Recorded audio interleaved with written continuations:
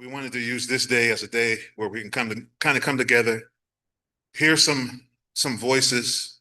We carry forward the dream from Dr. King and the countless unnamed heroes who fought, and there was a lot of them, and still fight today for the soul of our nation.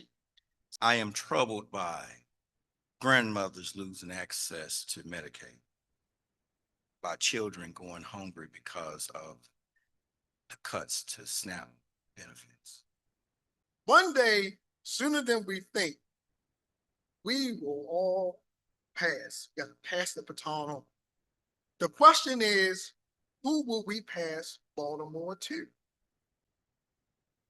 I had to fill out a third-party form because I told my brother that if I ended up dealing with the state or dealing with the mayor, I'd probably be screaming and hollering and yelling at him and wanting to kick their butt.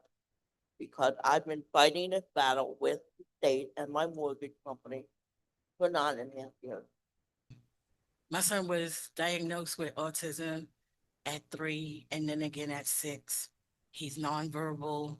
And then just recently, he has been diagnosed with muscular dystrophy. But I stand here to say the problem is not the children. The problem is the conditions. I am troubled by the poverty, how poverty is this nation's fourth leading cause of death. And I've gotten to the point where I'm just flat out tired.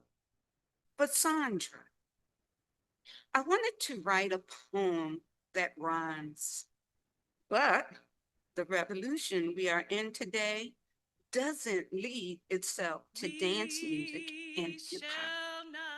She has a sense of pride and she ashamed of some of the things she has to deal with.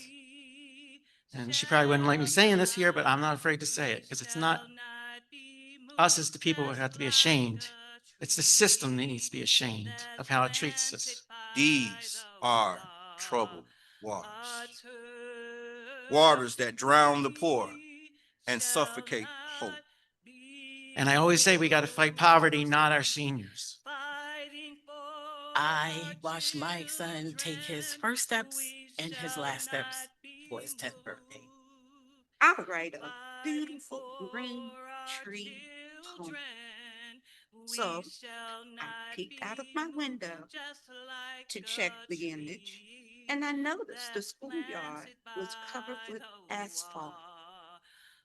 No green, no trees grow in Baltimore City. We survive on child support and his SSI, not SSDI, SSI. And I carry him on my back up and down a flight of stairs because I live on the second floor. In the 1920s, Baltimore doubled down. They built committees to enforce segregation. They appointed lawyers to charity. They made discrimination official policy. An issue with our health care for infant mortality. We had the highest infant mortality rate in the country. I am reminded in the Bible of Exodus 1:18 and 19. There were 2 women, Hebrew women. One was shepherd and one was poor. And these cuts are going to cut deeper than any of us know. Everyone is like, get a job. I don't have a problem with working. I've been working since I was 14. Waters where pulpits bless injustice and policies that punish the poor. Waters where faith has been hijacked to serve the empire instead of the oppressed. And it occurred to me, maybe I shouldn't write a poem at all, but get out my large tag and write a big sign which states, "No kings."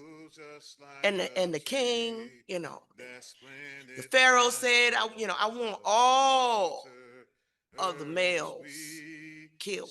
I want them killed at birth. Kill them. But how do you sacrifice the child to appease people who are tired of paying their taxes? So the midwives had a conscience. The same waters that once represented chaos now carry possibility. They chose to follow the dictates of of their conscience and refused to kill those babies in their care. Other midwives did what they did, but God left these two women for us to remember because of the courage. They were nurturing, they were bold, they were steely, they were quick-witted, and they were purposeful. We are the waters. We are the streams. We are the justice. And we will not stop. Can we all say amen?